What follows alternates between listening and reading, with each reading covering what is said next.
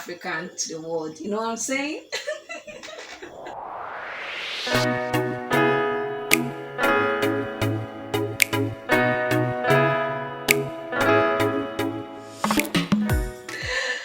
Hello guys, my name is Mandy. Welcome to my channel. How are you doing? I hope you're good. I hope you're staying safe. So today I'll be reviewing two beautiful movies I watched on Netflix. Now because of the whole pandemic and everyone staying at home, I'm working remotely, but it happens to be that my guilty pleasure is Netflix. So I've been consuming a lot of content online there, and they're amazing contents there. Even if it hurts me to wake up and get a debit alert from them for my subscription, but then it's, I think to an extent it's worth it. And then something I love so much that Nigerian contents are also there. Like there are a lot of Nigerian content on Netflix for us to consume, of which the latest entry that I want to talk about, my movie, the movie I love so much, Living in Bondage Part 2. Now this movie is dear to me. I think because of the fact that my boy, my friend, Swanky, this is me Fancy, was in the movie and he played the role of Nnamdi Okeke and he did that very, very well. Now the movie came out last year, I'm not sure, okay, I think ending of last year, yes. And then it premiered in Lagos and Abuja because of the fact that Nnamdi Okeke, Swanky, is an Enugu boy. We happen to also have a premiere in Enugu. And then for the premiere, I can remember, I came late for that premiere.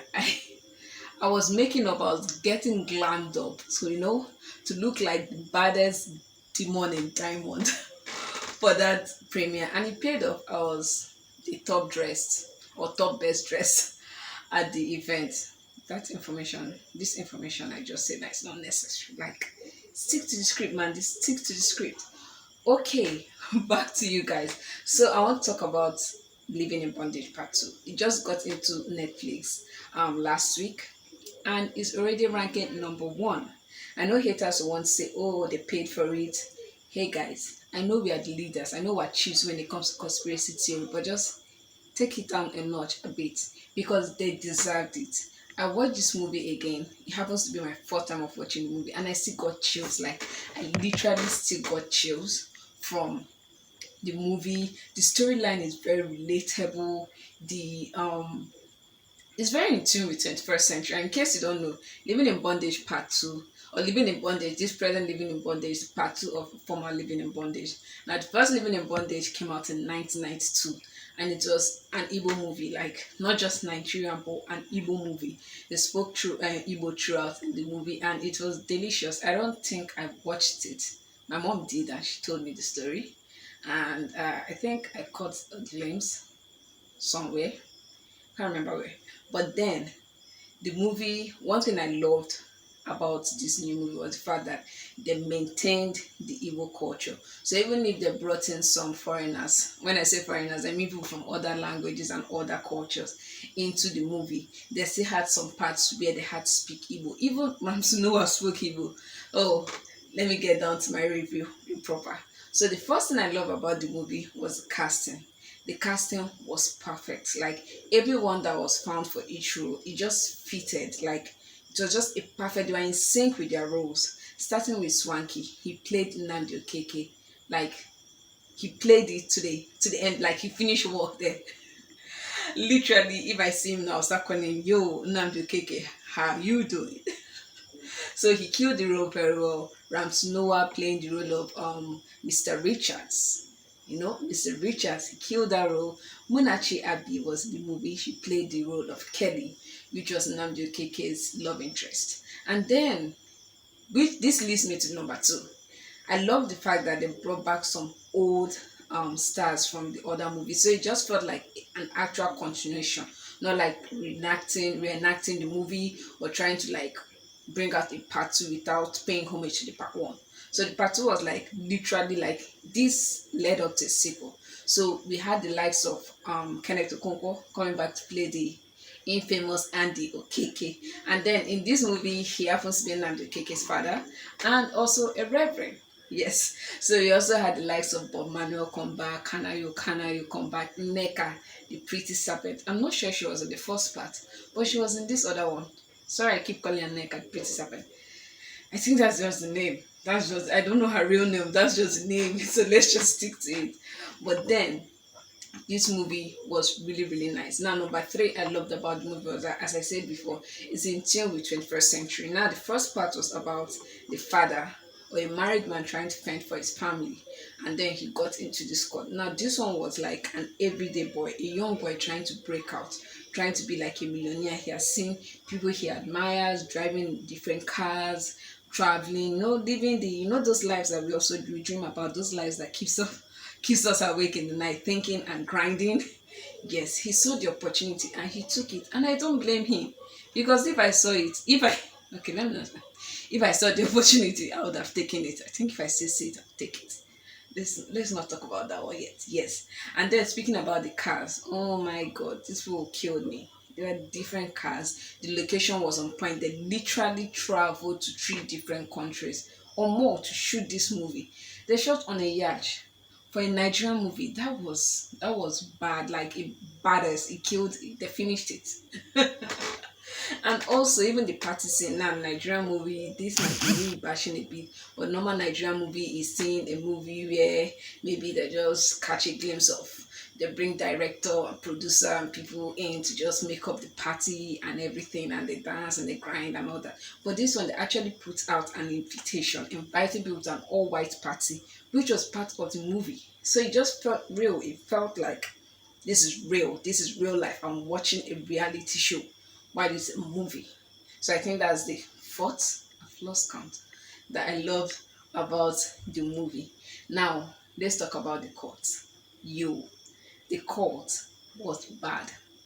The court, when we went for the premiere of the movie, I and my friend, yeah, my girl Alex, went for the premiere together. And I can remember she was sitting close to me. She was like, yo, if that's how courts are in Nigeria, sign me up. Like, sign me up, I want to join. Now, the court was just so on point. The acting, the effects, everything. It wasn't the typical Nigerian movie, native doctor, blood, some people standing and chanting what I don't know. This was an actual like court. Yo, there were white men in this court. There were white people. White men were in this court, not just our brothers. White men were in this court. And then even the effect when the demon came in, it didn't feel like the normal Nigerian movie you're seeing and you're like, people have done it again. It felt like, ooh, wow, that's nice. Like I loved that. I also love the fact that even the disappearing and appearing or like swift movement of Mr. Richards, they got that part without any hitch. So it wasn't a normal Nigerian movie where stuff that would strike and the lighting will have some issues and everywhere will shake up for him to transcend, for him to move. He literally disappeared, appeared different places, played with people's nerves and body parts, and it was a smooth ride. Everything just went smoothly. So I loved the movie. I loved the movie so much. The storyline was beautiful. Now, one thing Nigerians had a problem with, which I don't think I personally had any problem with, was the ending of the movie. Now, a lot of people feel that the movie didn't end right. Yes. Now, why did I think that movie didn't end right? Because it didn't end like typical Nigerian movie. Like, yo, Nigerians, you guys have problem. If the movie is predictable, we already know this was going to end this way. And when it doesn't end the way you expect, it's not right. But then when a Hollywood white movie, foreign movie ends that same way, like we are like, yo, round to applause. But then when we do it, problem. Like, I don't understand. So yes, a lot of people are like that they expected the movie to end with Andy Okeke that is now the priest, kabashing, praying, destroying the gods and everything. But then it didn't end that way. It actually ended in such a way that it could actually become a sequel, like they hoped. Like a Patrick could come out, the next generation could act a continuation. My kids, your kids, could continue the movie. But then you're hating on that.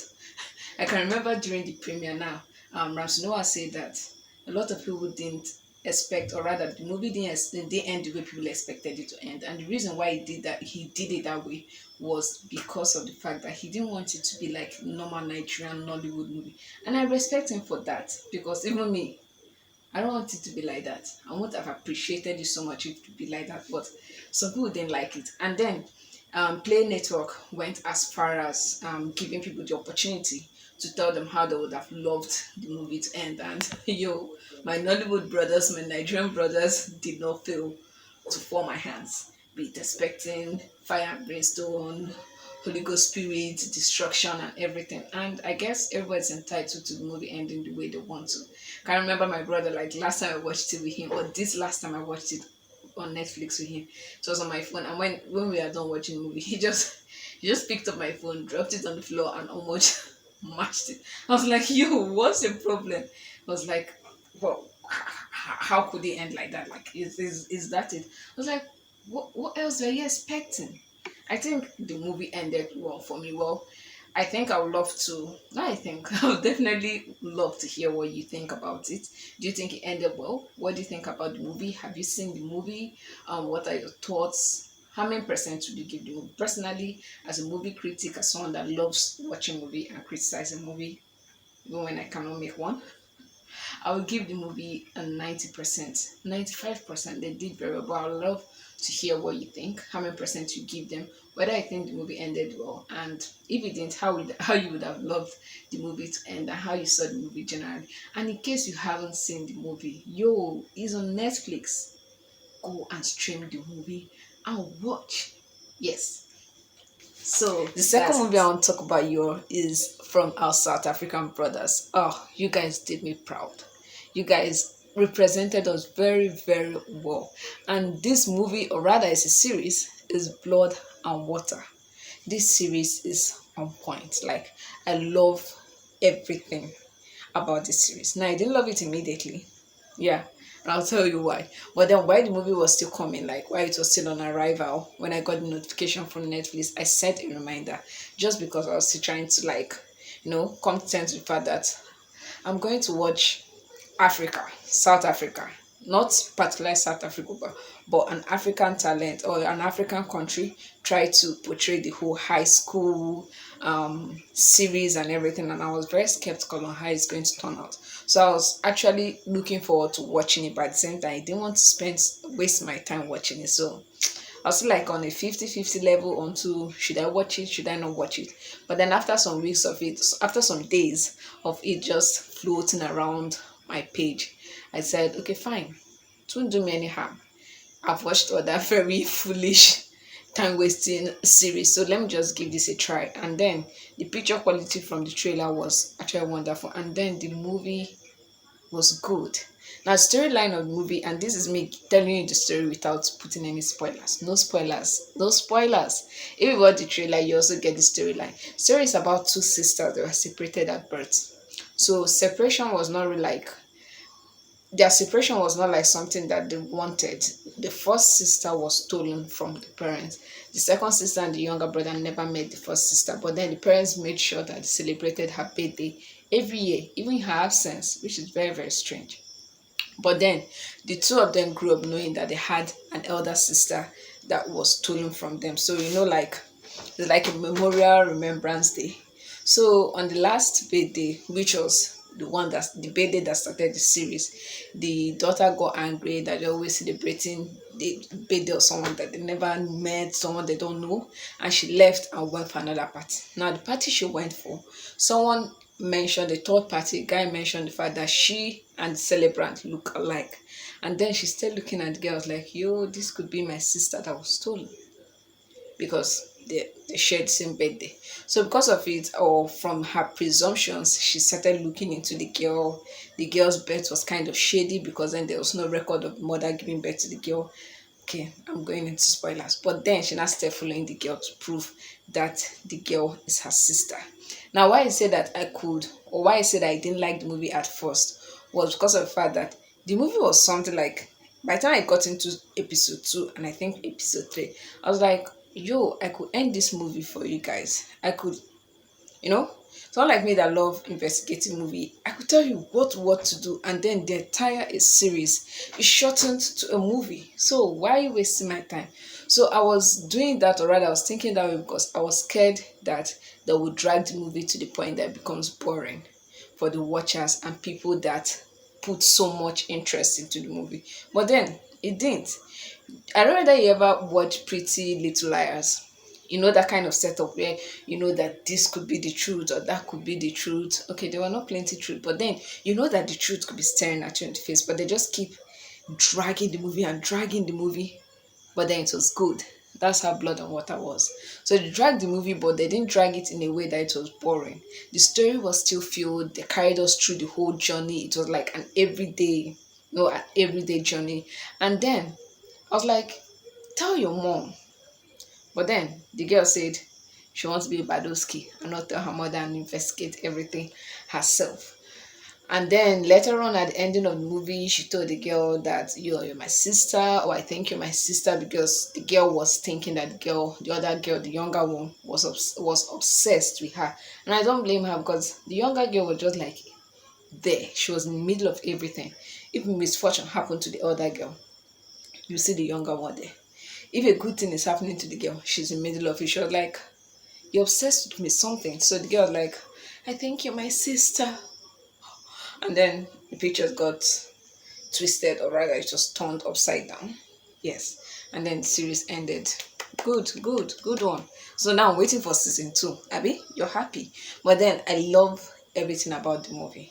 The storyline, as I said, they didn't drag it to the point that it became boring for us. It was an actual storyline. They portrayed how modern day high school is. And it's sad that, okay, I think during my turn, people could not have relationship, or rather well, I don't know, maybe some people did, but having relationship with teachers and all those things was not really that rampant. But then I know it's there now. So they portrayed that part. They still carried us along through the everyday high school life of the two girls in question, as well as their friends, people that they roll with, and everything. Now, one thing I love so much about the movie is casting. I'm very, very critical when it comes to casting, because then I hate when the character and and the actor don't sync. Like, that can throw me off balance, can make me not to watch a movie. When I'm watching a movie and it seems so fake, I want to watch the movie, although I know it's a film or a series, but then let it look real to me. That's when it looks real, the character and this actor or the actress sing.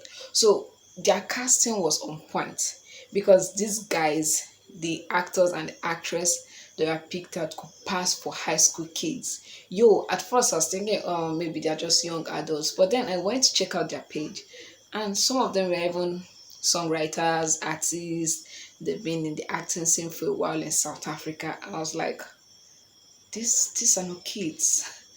They are not high school kids. They are not my mates. I'm not that young though. But then they fit their role very, very well. It wasn't like, I'll try not to bash Nigerian movie, but it was not like where you see Mr. Ibu in Nollywood trying to act one primary school child, not work, or secondary school child. So their character was in sync with the actors. The picture quality was top notch. Like, everything was really, really nice. Their night shot, the morning shots, the movement of the camera, everything was good. It was like through an eye, like I was following the movie as it was going through. Also, the location choices was good. I don't know whether they shot everything within South Africa or not, but then if they did, then that means South Africa is really beautiful. I haven't been there. I think I'll just put it on my bucket list. Also, something I loved so much about the movie was the fact that they used South African songs. Now I know most times whenever people are acting movie, they don't like to use an already recorded song or a song that's already streaming the market, because of the this is the lawyer in me talking, but because of the process of clearing IP clearance of the music before you can put it in your movies, so people prefer to record their own original songs. But then these people used their country songs, like they used artists the likes of Nasty C and the rest. And speaking of Nasty, he was in the movie. Yo, he acted the role and he was good. It wasn't that much of a big role, but it was good in his acting and everything. And the role was still within his comfort zone as an artist, but then he acted as an upcoming artist. But then it was really, really nice. The music, the setting, the cast, the I don't know, everything about the movie was just on point.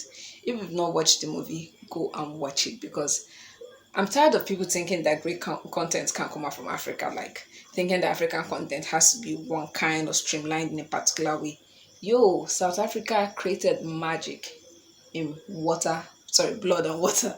The movie was very, very nice. If you've not seen it, go and watch the movie. Yes, so I've come to the end of my review today. If you loved this video, please hit the like button below and also share the video with your folks and your loved ones. And if you're yet to subscribe to my channel, please do that. I would love to say that this video is not sponsorship or advertisement for Netflix or any of the movies mentioned. It's just me reviewing the movies because I watched it and I liked it. And I bet you the next movie I'm going to review, I won't be that nice. I won't be saying good stuff about the movie. Like, I'll be tearing the movie. Like, I remember when when I saw Extraction.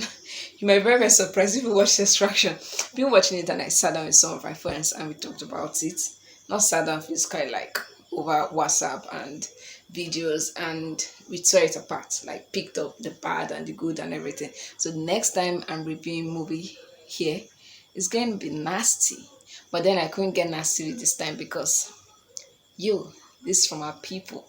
So I can't hate them. Blood and Water was dope. Living in Bondage was great. These are Nigerian and South African contents. If you've not watched them, go and watch them. No matter where you are, no matter your race, show some love. Till next time.